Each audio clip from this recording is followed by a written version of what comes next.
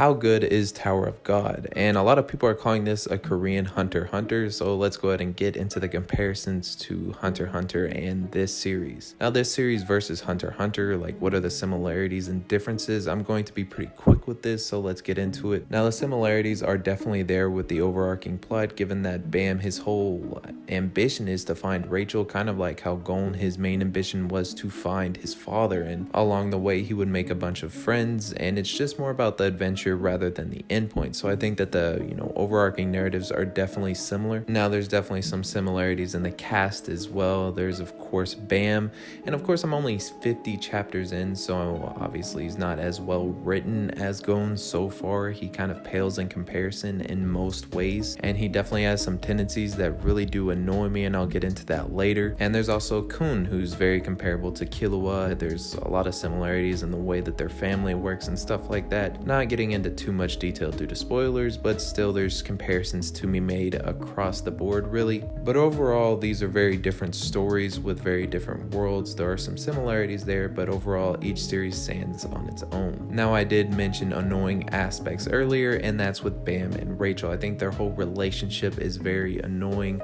So pretty much Bam relies completely on Rachel for everything for a long period of time, and then she decides to leave. So like a lost puppy, Bam chases after her, and then of course that's how the entire story gets started. And I was fine with that, given the thought that I didn't really think that they were going to be interacting too much. I was thinking very similarly to what Gon and his dad have going, and it's not really the same case. Like I made the mistake of assuming that these were more similar than they actually are. But most situations that end up happening is that Rachel kind of wants to stay away, and then Bam of course wants to be by her, and then she'll end up doing something stupid, so Bam has to step in, and he kind of screws over his original team by doing that. So there's a lot of situations that's kind of a reoccurring thing that I've seen so far, and I see it to continuously be reoccurring as the series progresses. There's definitely a lot of hate for Bam and Rachel in the Webtoon comments, and I can definitely see why if this continues on and on. But yeah, that's pretty much all I have to say about Bam and Rachel so far. I do not like them. They're definitely at the bottom of the barrel for me. But yeah, let's go ahead and get into the people that I do like.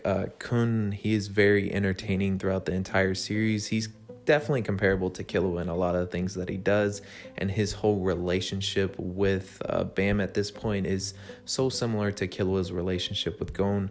I think it would be kind of silly not to compare those characters. This is of course just a really good base for him, and then he can go off and grow into his own type of character that isn't really so much of an archetype of Killua. I'm not saying that that was the author's intent, it's just how it came off to me. But now moving on to what I see is definitely the most fan favorite, and that's Rack. I mean, this dude, he's your ultimate warrior, and at the same time they play off of him to make it more comedic. I wouldn't say that he's had too many like amazingly badass moments or anything like that. He's just been mostly used for comedy, and their execution with it has been absolutely fantastic if you ask me. And I think that if you ask most people, they're going to say that Rack is their favorite character. Now moving on to Anak, and unfortunately there's not too much I can say about her character, but she's the lizard girl, and she's definitely one of the most complex characters that we have within this big cast of characters. Her backstory is definitely tragic, and that does usually make for a pretty good character, but most likely if you just get first introduced to this character, most people did dislike her from what I saw, and then as time went on they did come around to actually really enjoying her character. So yeah, I would definitely just say give this character a little while to grow on you, and I think you'll appreciate her a lot more. Now finishing up with my favorite, it's Androsi, and unfortunately she's kind of in the same situation where I don't want to get into too much spoilers, but her personality is really interesting to me, and on top of that she does have some pretty close ties to a lot of the characters within this webtoon. But yeah, from what I've read on the webtoon comments, I do think that Androsi is a fan favorite as well. Now moving on to things outside of characters, we have the magic system, and this I just don't really understand it. It's very simple,